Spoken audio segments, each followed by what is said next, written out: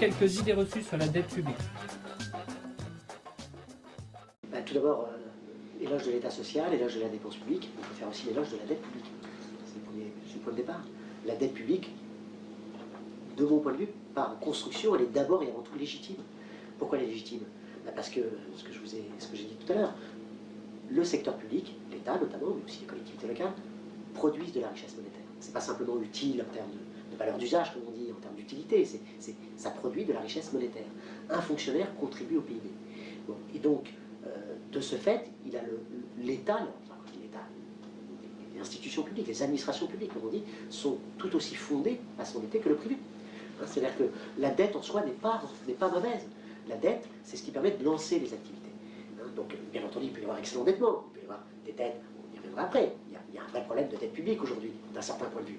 Mais je pense que le bon point de départ, c'est d'abord de relégitimer l'idée que le public, au même titre que le privé, a le droit de s'endetter. La dette, c'est ce qui permet de lancer des activités. C'est un pari en quelque sorte sur l'avenir. C'est sans dette, c'est-à-dire sans le crédit et la création monétaire qui l'accompagne, on ne pourrait pas lancer des activités dans le privé. Ce qui est valable pour le privé est valable pour le public. Donc il y a d'abord une légitimité, en quelque sorte, de la dette publique. Premier élément. Deuxième élément, on nous accable maintenant depuis... Enfin, là, il faut revenir un peu sur le déroulé depuis 2007. 2007, on a quelque chose qui, de l'avis de quasiment tous, sauf des plus ultralibéraux, et la crise du néolibéralisme. En 2007, chacun s'accorde à dire que le système a explosé par là où le néolibéralisme avait été poussé plus loin, le secteur de la banque et de la finance libéralisée, et donc le discours dominant, y compris chez les économistes, c'était de dire, là, évidemment, là, à l'évidence, il y a quelque chose, on a été trop loin dans la finance libéralisée, donc c'est bien là qu'est la source de la responsabilité. Et qu'est-ce qui se passe à partir de 2010 en Europe? On a un retournement de situation, ce que j'appelle un véritable hold-up intellectuel des libéraux. C'est-à-dire qu'au nom de l'une des conséquences de la crise ouverte en 2007, qui est la crise du néolibéralisme, donc au nom de l'une des conséquences de leur crise, qui est le creusement des dettes publiques, la crise provoque le creusement des dettes publiques, eh bien les néolibéraux prennent prétexte du creusement de ces dettes publiques pour dire, maintenant la récréation keynésienne en quelque sorte est terminée, et donc il faut revenir à des politiques néolibérales d'une dureté extrême, ce qui est fait en Grèce par exemple en ce moment, mais aussi en Italie, en Espagne, et en France ça commence. Et donc ils ont pris prétexte de l'une des conséquences de leur crise pour pousser leur modèle plus loin qu'il n'avait jamais été mené jusqu'alors. C'est-à-dire pour faire encore plus que ce qui avait été fait au cours des 30 dernières piteuses, et qui nous avait conduit à la catastrophe de 2007. Donc on est dans ce paradoxe absolument saisissant. Alors la dette publique. La dette publique, elle a gonflé. Enfin, le gros problème aujourd'hui qu'on a dans le monde entier, c'est pas la dette publique, c'est d'abord la dette privée. Quelques chiffres. La dette privée en France, aujourd'hui, quand je dis la dette privée, c'est la dette brute. C'est-à-dire on ne parle pas des actifs. La dette brute, quand on dit la dette publique en France est de l'ordre de 80% du PIB, on parle de la dette brute. D'accord? Je reviendrai après sur les actifs. Bon, la dette privée, la dette brute du privé, c'est pas 80% du PIB en France, c'est 200% du PIB. C'est la dette des ménages, des entreprises, des institutions financières, c'est 200% du PIB. Aux États-Unis, on était à 300% en 2007 du PIB, dette privée simplement. D'accord? En Allemagne, on est aussi à 200% de dette privée. En Espagne, on est à plus de 300% de dette privée. Donc en fait, ce qui avait gonflé, c'est ce que j'ai dit tout à l'heure, ce qui avait gonflé dans les années 90-2000, c'est d'abord la dette privée. Pour sauver la croissance, on avait eu recours à la dette du privé. Et c'est ça qui a explosé en 2007. 2007, explosion de cette dette privée, qu'est-ce qui se passe?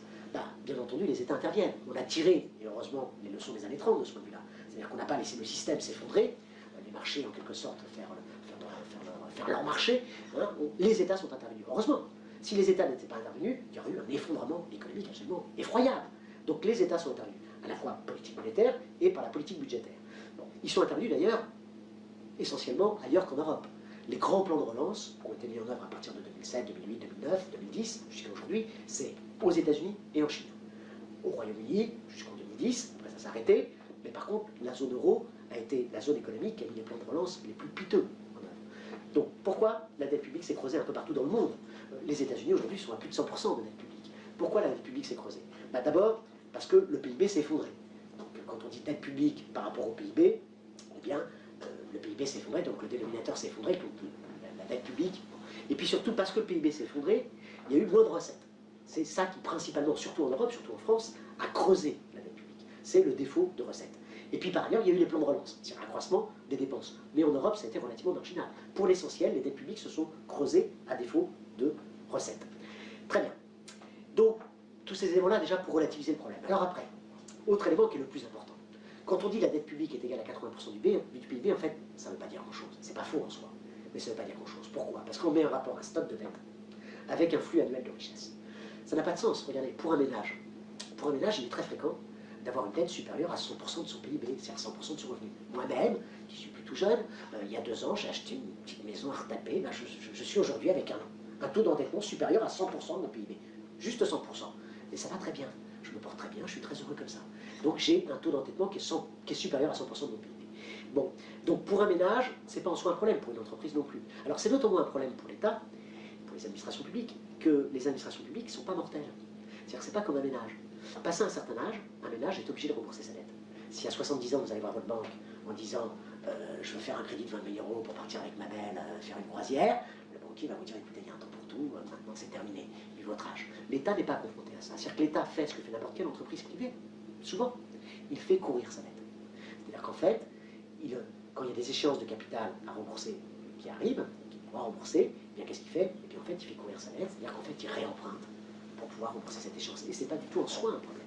Et donc, ce que n'importe quelle entreprise privée fait, l'État doit pouvoir le faire. Et c'est ce qu'il fait, d'ailleurs. Donc en fait, le poids réel de la dette, aujourd'hui, ce n'est pas 80% du PIB. Le poids réel de la dette, au grand maximum, c'est 2,5% du PIB. C'est-à-dire c'est ce que paye l'État au titre des intérêts, chaque année. Un peu moins de 50 milliards d'euros.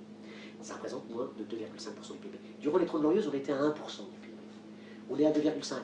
C'est un peu plus élevé. Il faut savoir qu'au début des années 90, on était à 3,5% du PIB, parce que les taux d'intérêt avaient flambé à ce moment-là. Donc on voit tout de suite l'importance des taux d'intérêt.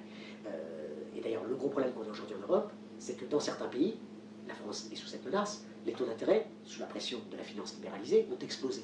En Grèce, en Italie, en Espagne, au Portugal, les taux d'intérêt ont explosé. Et quand les taux d'intérêt explosent, bah, bien entendu, la dette s'emballe. Il y a l'effet boule de neige, la dette s'emballe. Et elle explose pourquoi? Parce que la Banque Centrale Européenne, ça a dû être évoqué par d'autres de mes confrères, la Banque Centrale Européenne a refusé de faire son job, en quelque sorte, de faire ce qu'elle devrait faire, c'est-à-dire de jouer ce rôle de prêteur au dernier ressort, y compris pour les États. Mais quoi qu'il en soit, pour l'instant, en France, au grand maximum, la dette publique, c'est 2,5% du PIB. Et les taux d'intérêt, à l'heure où je vous parle, sont encore relativement contenus. Et quand je dis grand maximum, bah, c'est qu'en fait, on peut même aller plus loin et dire qu'aujourd'hui, la dette publique, le poids de la dette publique est négatif. Ça veut dire quoi, le poids de la dette publique est négatif? Bah, ça veut dire que l'État, quand je dis l'État, l'essentiel de la dette publique en France, c'est l'État. 80% de la dette publique, c'est l'État, il y a 10% c'est les collectivités locales, et 10% c'est les organismes de sécurité sociale. Les administrations publiques ont reçu plus d'argent de l'agence France Trésor que l'agence France Trésor n'a privé de l'argent auprès des administrations publiques. Pourquoi? Ben, je vous ai dit, les administrations publiques ont payé 50 milliards d'intérêts. Dans le même temps, elles ont remboursé un peu plus de 100 milliards d'euros de capital qui arrivait à échéance en 2010 et en 2011. Mais dans le même temps, elles ont emprunté 200 milliards. C'est-à-dire plus que les 100 plus 50, ça fait 150. Voilà. Donc le solde, il est positif. Alors, bien entendu, ça veut dire qu'on a un déficit qui se creuse. Donc je ne dis pas qu'on peut faire ça éternellement, mais il n'y a pas, voilà, le poids aujourd'hui de la dette est négatif. Bon, donc, alors, autre argument très important, comment dire, quand on parle de dette, je vous ai dit tout à l'heure, on parlait de dette brute. En fait, il y a des actifs en contrepartie. Alors d'abord, qui dit dette, c'est valable pour la dette des ménages, c'est valable pour la dette des entreprises, c'est valable pour la dette de l'État. Qui dit dette dit créance. En fait, toute dette correspond à une créance. Donc, en fait, quand on regarde la situation financière, le patrimoine financier de la France, avec dedans les ménages, les entreprises, les sociétés financières, l'État, les administrations publiques, bah, en fait, on s'aperçoit que globalement, la France n'est pas endettée vis-à-vis du reste du monde. Il y a des obligations publiques qui sont détenues par des non-résidents. Bien sûr, plus de la moitié de la dette publique aujourd'hui est détenue par des non-résidents. Mais enfin, les Français ont aussi plein de titres d'emprunt américains, etc., dans leur portefeuille financier, et globalement, ça s'équilibre. Donc, on n'est pas confronté à un problème d'endettement extérieur. Bon, donc en fait, comment dire, toutes les dettes, qu'elles soient privées ou publiques, ça correspond à des créances qu'ont certains ménages, d'accord, qu'ont essentiellement les ménages. Donc ça s'annule finalement. Dans le patrimoine national, il faut savoir que le patrimoine financier, ça compte pour zéro. Bon, très bien. Donc il y a ça d'une part. Donc il y a qui dit dette dit créance, et puis surtout il y a des actifs. Il y a des actifs non financiers, c'est pour ça des actifs publics. Et donc quand on met Hein, on entend souvent les libéraux dire oh, la dette publique, ça représente 25 000 euros par personne.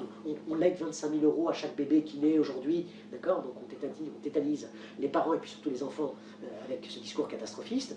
Bah, ce qu'on fait dire, mais non, c'est qu'en fait, quand on met en rapport les dettes de l'État et les actifs de l'État, les actifs de l'État, c'est quoi? Et je parle que des actifs physiques tangibles, hein, c'est-à-dire les routes, les écoles, les infrastructures, et bien en fait, le solde est largement positif. Le solde est largement positif, et donc on naît, hein, chaque enfant naît, j'ai plus les chiffres sous les yeux là, mais chaque enfant naît avec de l'ordre de 2000 euros d'actifs publics, hein, en quelque sorte, avec lui. Et quand on met le patrimoine privé, physique, là, c'est plus de 200 000 euros. Hein, c'est essentiellement les bâtiments, en fait, les terrains et les bâtiments, hein, le patrimoine privé. Donc voilà, il n'y a pas de quoi tétaniser nos enfants. Le patrimoine national n'a jamais été aussi élevé en France depuis 30 ans, y compris. Il a plus que doublé depuis 30 ans, en partie pour de mauvaises raisons, hein, qui est l'explosion des prix de l'immobilier. Mais peu importe, il n'y a pas de quoi tétaniser, il n'y a pas de quoi tétaniser nos enfants. Dernier point sur la dette publique, je pense qu'il est très important de distinguer deux types de déficit, deux types de dettes. Il y a ce que pourrait appeler le déficit et la dette libérale. C'est celle qui existe depuis 30 ans. En 1982, le poids de la dette publique, c'était 20%, un peu plus de 20% du PIB, 23% du PIB. Je dis 82, c'est pas pour rien. Aujourd'hui, je suis toujours étonné devant mes étudiants quand je leur parle de Keynes ou de relance keynésienne. Je suis face à des étudiants qui n'étaient pas nés en 1982. Ils ont tous dans la tête, enfin, du moins un certain nombre d'entre eux disent ah, Keynes, relance keynésienne, échec des politiques de relance en 82. C'est quasiment rentré dans le langage courant en 82. Donc, les gens ont dans la tête, les libéraux ont réussi à inscrire dans les têtes de chacun l'idée qu'en 82, la France était quasiment au bord de la faillite, ce qu'elle n'était pas, notamment en matière de compte public. En 82, le poids de la dette publique, donc au plus fort de la relance, c'était 23% du PIB. On est passé à 65% en 2007, c'est avant la crise. Mais aujourd'hui, on arrive à plus de 80%, là. On va atteindre les 90%. Comment expliquer cette explosion de la dette publique? Alors les libéraux disent c'est parce qu'on a trop dépensé, mais pas du tout. Je vous ai dit, la dette publique, pour l'essentiel, c'est la dette de l'État. Or, la part des dépenses de l'État, stricto sensu, je ne parle pas de toute la dépense publique, la part des dépenses budgétaires de l'État au sens strict, en PIB, elle a eu tendance à se stabiliser, voire même à baisser au cours des dernières années. C'est normal, il y a eu l'austérité budgétaire. Il n'y a pas de la dépense publique qui a augmenté, c'est les prestations sociales. Mais ce n'est pas ça qui a causé la déficit de la dette publique. Donc la part des dépenses de l'État, stricto sensu, a eu tendance à se stabiliser, voire à se contracter au cours des 20 dernières années. Donc ce n'est pas l'excès de dépenses qui a provoqué le creusement de la dette. Donc, ce qui a provoqué le creusement de la dette, et là donc, c'est l'explication keynésienne qui tient la route, c'est le défaut de recettes. On a mené les politiques d'austérité, salariales, budgétaires, ça a étouffé la croissance, ça a comprimé la croissance. Résultat des courses, il y a moins de recettes dans les caisses de l'État. Il y a moins de recettes et donc les déficits se sont creusés à défaut de recettes. À défaut de recettes parce qu'il y a moins de croissance, et puis deuxième défaut de recettes, les énormes cadeaux fiscaux faits aux riches. Voilà. Et donc les riches d'ailleurs ont pu faire du pire de coups, hein. Ils payent moins d'impôts, ça creuse le déficit public, et donc ils prêtent de l'argent à l'État contre intérêt, de façon à financer ce que l'État n'a pas pu financer par le prélèvement fiscal. Donc voilà, si la dette a explosé au cours des 30 dernières années, c'est pas parce qu'il y a eu des plans de relance budgétaires, enfin, n'importe quel citoyen le sait. La tonalité dominante depuis 30 ans, c'est pas que chaque ministre des Finances se présente sur le perron de Bercy en disant Française, Français, je suis heureux de vous annoncer que nous allons embaucher des fonctionnaires pour relancer la machine. Ce qu'ils devraient faire de mon point de vue. Non, c'est on serre la vis, austérité budgétaire. Donc il y a bel et bien eu austérité. Tout ça a plombé l'activité, a plombé la croissance et donc les recettes. Et donc il faut vraiment bien distinguer déficit, dette libérale et déficit, dette keynésienne. Qu'est-ce que dit un keynésien? Un keynésien dit quand l'activité se contracte, quand on n'est pas au plein emploi, quand le chômage se développe, ce qui est typiquement le cas aujourd'hui, qu'est-ce qu'il faut faire? Il faut mettre en place des plans de relance. Des plans de relance à la fois par les salaires, mais des plans de relance y compris par la dépense publique. Il faut accepter de creuser momentanément les déficits publics. Le déficit public américain, il est à 7% du PIB aujourd'hui. Il est encore à 7% du PIB. C'est-à-dire que les États-Unis continuent à mener des politiques de relance. Bon. Donc il faut mener des politiques de soutien de la croissance par la dépense publique. Ça creuse provisoirement le déficit, mais ça permet de relancer l'activité et ça permet d'enclencher un effet cagnotte, comme on dit, c'est-à-dire un effet cagnotte fiscal, c'est-à-dire que la croissance permet de faire rentrer. On a le contre-exemple aujourd'hui marquant, hein. Regardez la Grèce. C'est hallucinant ce qui se passe en Grèce. On applique des cures d'austérité libérale, d'une brutalité inouïe depuis 3 ans en Grèce. Résultat des courses, vous prenez les résultats du déficit public en 2011, mois par mois, c'est exactement les mêmes qu'en 2010. C'est-à-dire que la Grèce, qui a pourtant coupé drastiquement dans ses dépenses publiques, n'a pas réussi à réduire ses déficits. Pourquoi? Parce que ce qu'elle a gagné, entre guillemets, d'un côté en termes de baisse des dépenses, elle a perdu en termes de baisse des recettes. Baisse des dépenses, austérité drastique, et effondrement de l'activité. Le PIB est en train de chuter de 20% en Grèce en cumulé là, sur les 3 dernières années. Donc, chute de l'activité et baisse des recettes. Et donc, résultat des courses, le déficit public ne se réduit absolument pas. Et ce qui justifie du point de vue des libéraux, le fait d'en remettre une couche. On va à la catastrophe. Hein, on va dans l'impasse complète. Donc, on a ce contre-exemple grec. Dernier point, on est quand même dans une situation totalement paradoxale. Ça fait maintenant 3 ans où dans les sommets internationaux, quand on écoute bien ce qui se passe, on est à front renversé. A priori, l'Europe se tarde d'avoir un modèle social. Ce qui n'est pas faux, complètement. Mais le paradoxe, c'est que dans tous les sommets internationaux G20, ça fait 3 ans, où ce sont des pays dits libéraux, notamment les États-Unis, c'est quand même un comble, qui arrivent dans les sommets internationaux en disant aux pays européens, arrêtez de faire ce que vous faites. Pourquoi? Qu'est-ce qui se passe? Depuis 3 ans maintenant, on a tous les pays européens qui arrivent en faisant une véritable course à l'échalote en matière de stabilité. C'est-à-dire qui sera le plus austère. D'accord? Et donc, on a cette course effrénée à l'austérité qui ne marche pas, du point de vue, qui ne permet pas notamment de résorber les déficits, pour les raisons que j'ai évoquées tout à l'heure. Donc, on a cette course effroyable, enfin, effroyable n'est pas le mot qui convient, mais enfin, cette course effarante à l'austérité de chacun des pays européens, et ce sont les États-Unis, c'est-à-dire le temple du néolibéralisme. Ça montre à quel point on va vraiment très loin aujourd'hui en Europe et dans la zone euro en matière de néolibéralisme. Ce sont les États-Unis qui disent, mais vous êtes fous, à appuyer sur la pédale de frein, tous ensemble, alors que la récession menace, puis ça y est, on y revient en récession, alors que le chômage est toujours à des taux extrêmement élevés, mais vous êtes fous, vous allez casser la timide reprise mondiale qui s'était amorcée en 2010, et c'est exactement ce qui est en train de se passer. Hein, c'est-à-dire que l'Europe est en train de replonger dans la récession, et risque y compris d'entraîner le monde entier dans la récession. Donc on voit les dégâts, là, absolument multiformes, si je puis dire, du néolibéralisme. Un dernier petit point peut-être sur les débats internes aux intérêts, sur le remboursement de la dette. C'est-à-dire que sur le remboursement de la dette, il y a débat, alors peut-être que vous l'évoquerez avec Henri Stardignac, il y a débat chez les économistes atterrés, comme il y a débat chez tous les économistes hétérodoxes. Il y a 2 points de vue en quelque sorte. Il y a un premier point de vue qui consiste à dire que la dette s'est creusée en partie pour des raisons illégitimes. J'ai évoqué tout à l'heure, on est tous d'accord sur ce constat, c'est-à-dire que des cadeaux fiscaux faits aux riches, notamment. Très bien. Et donc, ce premier point de vue soutient que il faut faire un audit de la dette publique, si on est tous d'accord sur le fait que ça vaut le coup. Il y a une demande, y compris des citoyens. Donc je suis toujours assez étonné de voir à quel point le discours sur la dette s'est diffusé dans la population, c'est-à-dire que tout le monde parle de la dette, quoi. Donc il y a besoin de réponse là-dessus. Donc l'idée de faire des comités d'audit pour discuter d'où vient la dette, ça, de forme d'éducation populaire, tout ça, on est tous d'accord là-dessus. Bon, mais je reviens sur les désaccords. Donc il y a une partie des économistes atterrés qui disent la dette s'est creusée pour des raisons illégitimes, et donc il faut faire un audit, mais il faut ne pas rembourser une partie de la dette. Il faut répudier une partie de la dette. D'accord? Voilà. Donc ça, c'est un premier point de vue. Ce n'est pas le mien.